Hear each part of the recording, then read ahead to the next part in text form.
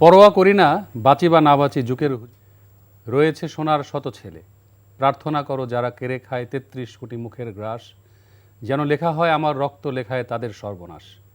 জাতীয় কবি কাজী নজরুল ইসলামের কবিতা আমার কৈফিয়ত সর্বহারা কাব্যগ্রন্থে অন্তর্ভুক্ত এই কবিতাটি তার বিপ্লবী চেতনার এক শক্তিশালী প্রকাশ, যা তাকে সর্বহারা কবি হিসেবে প্রতিষ্ঠা দেয়। দর্শক, আমন্ত্রণ জানাচ্ছি এনটিভির নিয়মিত আয়োজন সংলাপ প্রতিদিন আমাদের সাংস্কৃতিক সংগ্রাম অনুষ্ঠানে। আজ আমাদের অতিথি হয়ে এসেছেন দুজন সংস্কৃতিকর্মী, একজন প্রবীণ আরেকজন নবীন। আছেন সংগঠক, লেখক, আবৃত্তিকার কবির কিরণ, এবং আরও উপস্থিত আছেন সাংবাদিক, লেখক, সঙ্গীত শিল্পী তানভীর তারেক। চলুন কথা বলি তাদের সাথে। কেমন আছেন আপনারা? ভালো আছি। জি, আমি প্রথমেই কবির কিরণকে দিয়ে আসতে চাই যে আপনি দীর্ঘ প্রায় ৩৫ বছর প্রবাস জীবন আপনার, তো শেকড়ের টানে আপনি নিয়মিত দেশে আসা যাওয়া করেন, সেটা আমি জানি। তো এই যে দীর্ঘ সময় পরপর দেশে আসেন, আপনার কেমন লাগে? ধন্যবাদ, এনটিভিকে ধন্যবাদ। ভালো লাগে, ভীষণ ভালো লাগে। এটা নারীর টান, প্রাণের টান, ভালোবাসা। দীর্ঘ ৩৫ বছর প্রবাস জীবন করার পরেও জি, আমার কাছে মনে হয় আমি এখনো বাংলাদেশে আছি। মানে মন প্রাণ সব কিছুই পড়ে আছে বাংলাদেশে।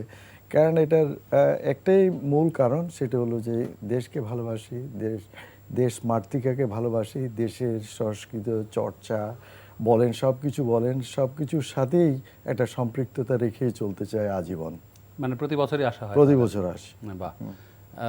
তো তানভীর তারেক, আমরা আপনাকে আপনি শুরু করেছিলেন সাংবাদিকতা দিয়ে, এবং তারপর আপনি গানের দিকে কিভাবে চলে গেলেন? গানটাই মূলত প্রথম ছিল আমার। আচ্ছা। যে গান লিখবো এবং আমার একটা সলো অ্যালবাম করবো, এই জন্য সঞ্জীব চৌধুরী তার সাথে সম্পৃক্ত হবার প্রয়াসে আমি পাঠক ফোরাম যোগ দিই, ভোরের কাগজ।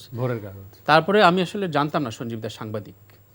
আসার পর জানলাম, তারপরে বললো যে শুধু গান গেয়ে তোর বেঁচে থাকতে পারবি না, লেখালেখি শুরু কর।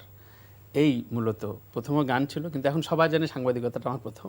আচ্ছা, দুটোই আমার সত্তার সাথে জড়িত। মানে শুরু থেকে মানে গানই ছিল? গানই ছিল। গানের জন্য আমার ঢাকায় যখন আমি উচ্চশিক্ষার জন্য আসি, তখন মূলত আমি গানটা পাশাপাশি করবো। আর্লি এজে? একদম, খুবই আর্লি এজে।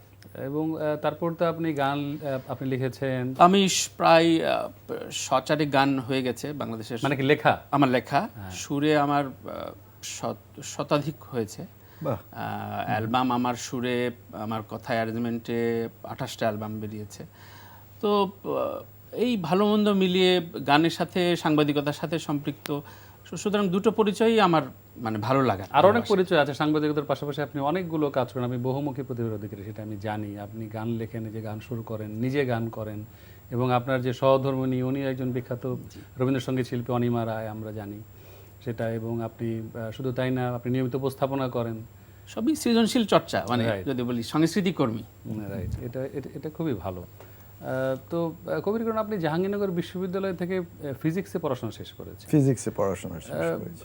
আবার তারপর আপনি একটা সময় আমেরিকায় চলে যান পড়াশোনা শেষ করে। তো ধীরে ধীরে আপনি ওখানে একজন সফল ব্যবসায়ী হয়ে ওঠেন। হ্যাঁ, তো মানে প্রবাসের মানে সংস্কৃতি চর্চার বিষয়টি আসলে কিভাবে এলো? সংস্কৃতি চর্চার বিষয়টা আসলে এগুলো আত্মিক, ভিতরে ধারণ করতে হয়। জি, সেই স্কুল থেকে, কলেজ থেকে, বিশ্ববিদ্যালয় থেকে যেগুলো ধারণ করেছি, জি, সেগুলোকে ক্যারি অন করেছি। এবং পরবর্তীকালে ইভেন প্রবাস জীবন আপনি জানেন খুব স্ট্রাগল, সেই স্ট্রাগলিং জীবনেও সেই জায়গায় দাঁড়িয়ে এই কাব্য চর্চা, সঙ্গীত চর্চা, সাহিত্য চর্চা এবং অর্গানাইজ করা, এগুলো কিন্তু অনেক কঠিন একটা কাজ। কিন্তু সেই কঠিন কাজটা মানে কঠিনভাবে না নিয়ে সহজভাবে করার চেষ্টা করেছি, কিন্তু বহু প্রতিকূল পরিস্থিতির সম্মুখীন হয়েছে। মানে এটা তো খুবই স্বাভাবিক। এবং আপনি বলছিলেন এক সময় যে আপনি অনেক ছোট থেকে সংস্কৃতি চর্চার সঙ্গে যুক্ত, সেটা কেমন ছিল?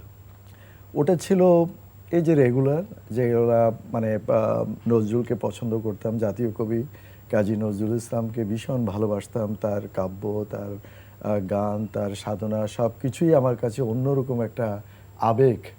পরবর্তীকালে যখন বড় হয়েছি, তখন আমার কাছে রিয়েলাইজ করেছি নজরুল ১০০ বছর আগে যা কিছু লিখে গিয়েছেন, এগুলো এখনো প্রাসঙ্গিক, সত্যিই প্রাসঙ্গিক। যেই জিনিসটা আপনি দেখেন, পৃথিবীর যা কিছু মহান সৃষ্টি চিরকল্যাণকর, অর্ধেক তার করিয়াছে নারী, অর্ধেক তার নর।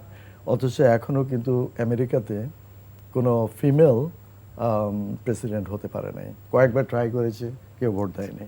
তো right there is a discrimination, কিন্তু সেই ডিসক্রিমিনেশনটা কিন্তু এখনো চলছে, পৃথিবী জুড়েই আছে। পৃথিবী জুড়ে বৈষম্যটা আছে। রয়ে গেছে। ওটা রয়ে গেছে।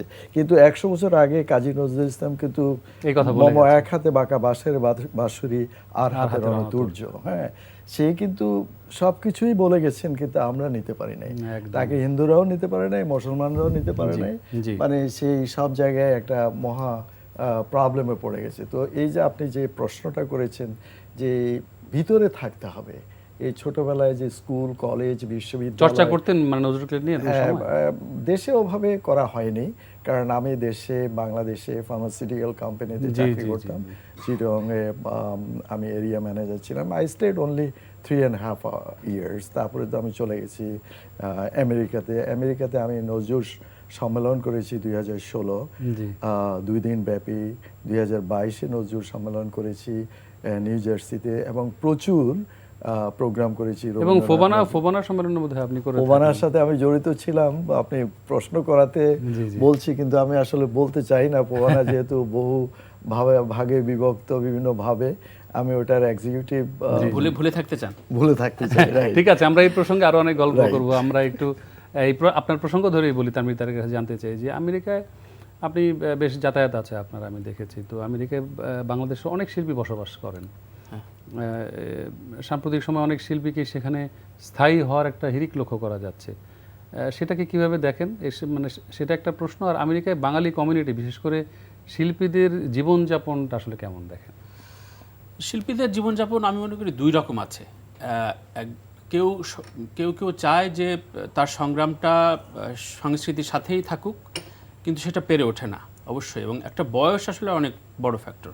কিরণ ভাইরা যে বয়সে গিয়েছেন, ব্যস্ততা তো অবশ্য রয়েছে। বাংলাদেশে যে পোর্টফোলিও নিয়ে ওনারা যান তারকা হয়ে, সেটা তো সেই জায়গাটা তো সেখানে পান না। একেবারে নতুন জায়গা, নতুন জগৎ, সেখানে একটা কমিউনিটি বিল্ড আপ হয়েছে, এবং সেখানে তাদেরকে কিভাবে রিসিভ করবে সেটার একটা সংগ্রাম থাকে। এই সংগ্রামে ওই শিল্পীটা ধীরে ধীরে স্তিমিত হইতে থাকে, এবং এক পর্যায়ে মনে হয় যে দোলাচল থাকে যে আমি কি ভুল করলাম না ঠিক করলাম। এবং ওই জায়গা থেকে আমার মানে অ্যাডজাস্ট হওয়ার একটা ব্যাপার থাকে। বিশাল সংগ্রাম, এটা মনস্তাত্ত্বিক সংগ্রাম। এটা আমি আপনাকে একটু ইন্টারাপ্ট করি, যেহেতু এবং কালচারাল শকে পড়ে না অনেকে। আমি আমেরিকাতে থাকি, তানভীর ভাই থাকতেছেন, এবং উনি জানেন উনি একজন শিল্পী। বাট প্রবলেম হলো এখানে যে প্ল্যাটফর্মটা শিল্পীরা পাচ্ছেন, সেখানে সেই প্ল্যাটফর্মটা পাচ্ছেন না, কারণ ওখানে মানে ভেরিয়াস মেন্টালিটির পাবলিকরা আছে, বিভিন্ন স্তরের পাবলিকরা আছে। আজকাল কেরকিতে ব্যাকইয়ার্ডে বসে গান গাইতে নিজেই শিল্পী, নিজে নৃত্য শিল্পী, হেন তেন বিভিন্নভাবে, কিন্তু ওই যে শৈল্পিক যে চিন্তা ভাবনা, সেগুলো ডিটেরিয়েট করছে। এখান থেকে এস্টাবলিশ যে সিঙ্গাররা ওখানে গিয়ে সবচেয়ে বড় বিষয়, আমি কথাই বলতে চাইছিলাম যে মানে তারা কি এই যে শিল্পীরা কি তাদের শিল্পী সত্তাটাকে মানে ধরে রাখতে পারছেন? ধরে রাখতে চায় প্রচন্ড ভাবে, কিন্তু সুযোগ আছে সেখানে, প্রতিকূলতা আছে, প্রচন্ড প্রতিকূলতা আছে। আমার হয়তো যেহেতু শো করার সময় আমি যেহেতু একটু পেছনের কাজ করি, হয়তো নির্মাণ বা বিভিন্ন মাধ্যমে থাকি বলে আমার নিঃশ্বাস প্রশ্বাসে ওটা রাখতে পারি কোনো মতে, কিন্তু তারপরেও একটা স্ট্রাগল পিরিয়ড থাকে। আর কিরণ ভাই যেটা বললেন খুবই একমত, কারণ তাদের যে কনজিউমার, তাদের যে দর্শক শ্রোতা, তারা তো তার আগে ইমিগ্রেন্ট, সো তারা মনে করেন যে আমি তো তোমার চাইতে সিনিয়র ইমিগ্রেন্ট, সুতরাং আমি একটু উচ্চ স্তরে রয়েছি। এই যে রয়েছি, এটা ব্যাপারটা ওই স্টেজ এবং দর্শকদের ভেতরে একটা কনফ্লিক্ট তৈরি করে, মনস্তাত্ত্বিক একটা মারাত্মক কনফ্লিক্ট তৈরি করে। তখন সম্মানের জায়গায় ঘাটতি হয়।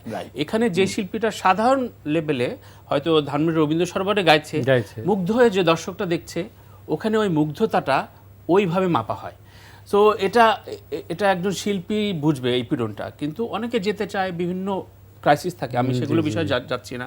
কারো রাজনৈতিক ক্রাইসিস থাকে, কারো মনে হয় যে না ঠিক আছে, আমি একটা নতুনভাবে হয়তো পরবর্তী প্রজন্মের জন্য আমি এটাকে ভালো মন্দের ব্র্যাকেটে বন্দি করব না। আর একটা পয়েন্ট এই সংগ্রামটা থাকে, সেটা হলো যে এই যে ফাইন্যান্সিয়াল স্ট্রাগল একটা ব্যাপার, সেটা তো আছে। একজন সাধারণ ইমিগ্রেন্ট বা অ্যাপ্লায়ার যে কাজটি করতে পারবে সহজে, একজন শিল্পী পরিচিত মুখ বাঙালি কমিউনিটিতে সেই কাজটি করতে পারে না। তার অভ্যস্ত হওয়ার মানুষজন দেখ কি বলবে, একটা শাইফিলনেস থাকে। এটা ওই মানুষটার কষ্টটা ওই বুঝে আর। কিন্তু আমার একটা জানার আগ্রহ হচ্ছে যে ওখানকার যে বাঙালি কমিউনিটি, তাদের মধ্যে এই যে দেশীয় সংস্কৃতি দেখার বা শোনার আগ্রহ কেমন? ওখানে mixed mix, state wise mix. আমি মানে কিরণ ভাই ভালো বলতো, আমার যতটুকু এক্সপিরিয়েন্স যে বিভিন্ন স্টেটে বিভিন্ন রকম ইমিগ্রেন্ট থাকে। আচ্ছা, আপনি ক্যালিফোর্নিয়ার দিকে যাবেন, তো সান ফ্রান্সিসকোতে কিছু একেবারেই খুবই আমি বলবো স্কিল ইমিগ্রেন্ট ওখানে থাকেন, সুতরাং ওদের টেস্ট আলাদা। কিরণ ভাই যেখানে থাকে নিউ জার্সি, খুবই ভালো অডিয়েন্স, আমি বলবো মোটা দেখে, মানে নিউ ইয়র্কের চাইতে। আমি নিউ ইয়র্কে দীর্ঘদিন প্রচুর মানুষ, আমার আত্মীয় স্বজন, তারা রাগ করবে শুনলে, তারপরে বলি যে নিউ ইয়র্কে একটা মিক্স অডিয়েন্স। প্রথমে যায় অনেকে ডিভি-1-এ গিয়েছে, আমার ডিভি-1-এ অনেক পরিচিত লোকজন আছে যারা আসলে ঢাকা শহর দেখে নাই, হয়তো গ্রাম থেকে সরাসরি এয়ারপোর্ট থেকে নিউ ইয়র্কে চলে গেছে। Good point. আপনি তাকে কিভাবে কালচারটা বোঝাবেন? এক্স্যাক্টলি। আমাকে একদিন তার গাড়িতে উঠাইছে, আমাকে কিভাবে গাড়ি ওয়ার্ম করা হয়, সিট ব্যাক করা হয়। আমি তখন বলি যে আমি ঢাকা শহরে 10 বছর ধরে গাড়ি চালাই। কারণ ও তো দেখে নাই যে একটা ছেলে, ও তো জানে যে ও আসার পর 3 বছর ওখানে যে স্টিয়ারিং ধরেছে। হ্যাঁ, সুতরাং এই যে কালচারাল মানে একটা ডিফারেন্সেস, মানে কি বলবো, ফ্ল্যাকচুয়েট করে, এটা মানিয়ে তোলা আছে আর কি। খুবই কষ্ট। আচ্ছা, তো কবির কিরণ, আপনি ওখানে উত্তর আমেরিকায় থাকেন, আমি জানি যে ওখানে আপনি একটি কালচারাল অর্গানাইজেশন আপনি করেছেন, তার নাম হচ্ছে শতদল। তো এই শতদল করার মানে পেছনের গল্পটা আসলে কেমন ছিল? এটা একটা চমৎকার, এতক্ষণ তানভীর ভাই যে কথাগুলো বললেন, জি, সেটা কিন্তু একজন প্রকৃত সুস্থ সংস্কৃতি চর্চা যারা করেন ছোটবেলা থেকে, সেটা কিন্তু হৃদয়ে ধারণ করে করেন এবং সেটা থেকে যায়। আর যারা মনে করেন যে তানভীর ভাই এই যে দেখেন সিটটা এভাবে করতে হবে, ওটাও করতে হবে, he has some sort of mentality যে probably this guy came from Bangladesh, he doesn't know how to drive the car and stuff, কিন্তু আমি দোষ দিচ্ছি না, ওরা তো বেড়ে ওঠা এরকম হয়েছে। রাইট, তার হয়তো মানে তার পারসেপশন যে সে হয়তো মনে করতেছে এই লোকগুলা বোধহয় অনেক কিছু জানে না, ওর মতো রাইট।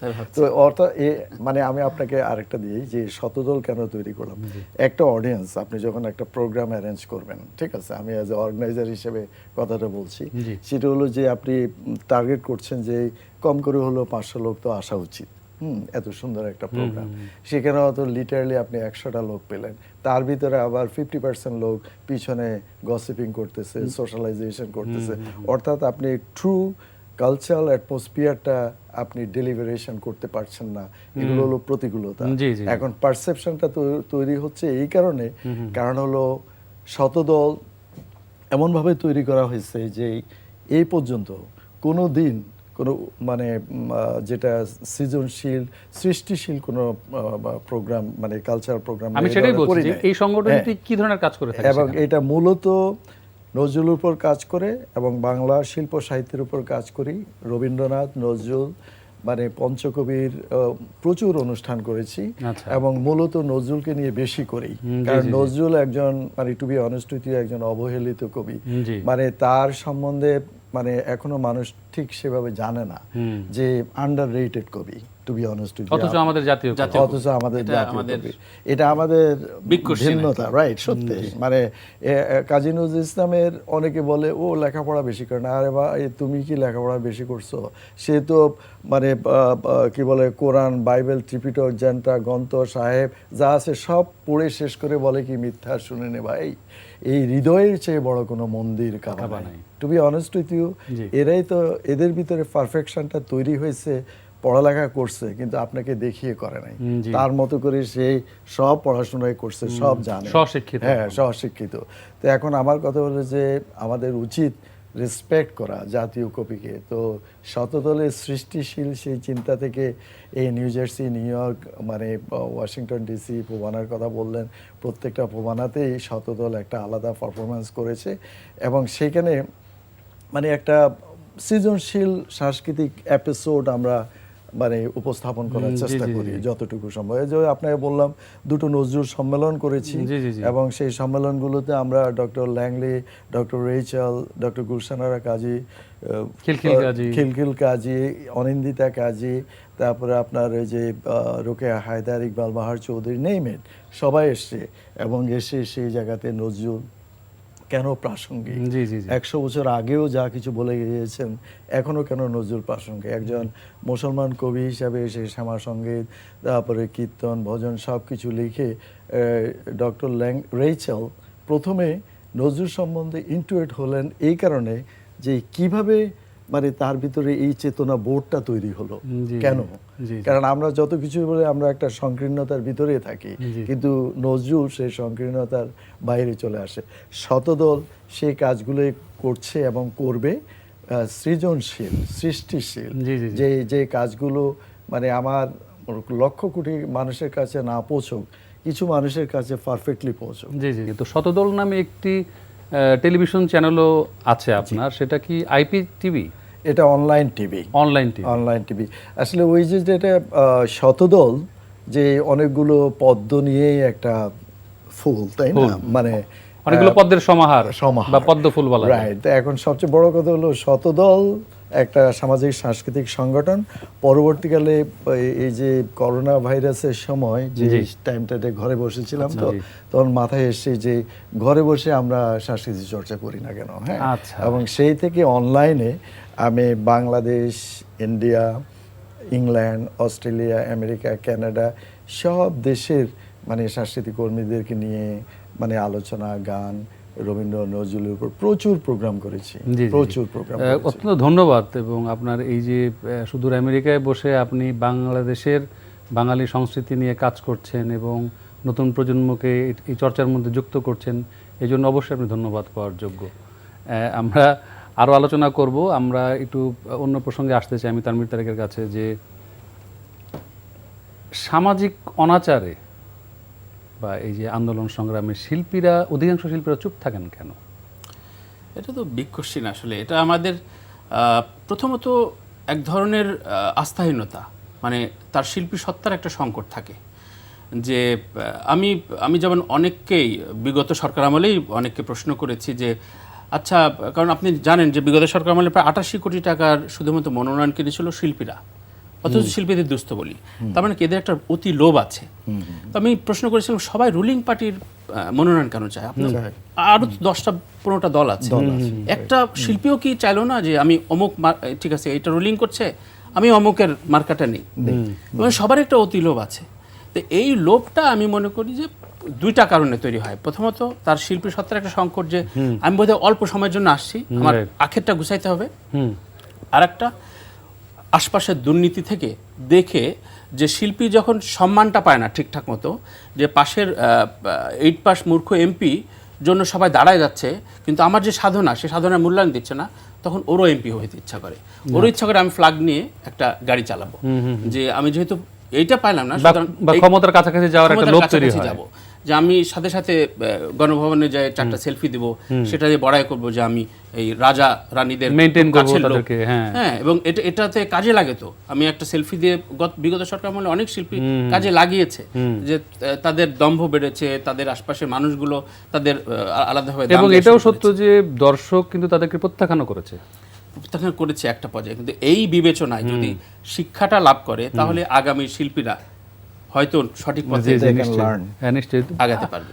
কবির, কারণ আপনি যেহেতু সুদূর প্রবাসে থাকেন, এই 24-এর গণ অভ্যুত্থানে আপনি উত্তর আমেরিকায় বা আমেরিকার বিভিন্ন অঙ্গরাজ্যগুলোতে আপনি বাঙালি কমিউনিটির মধ্যে এই অভ্যুত্থানকে তারা কিভাবে দেখেছেন বা তাদের অ্যাক্টিভিটিস কি ছিল?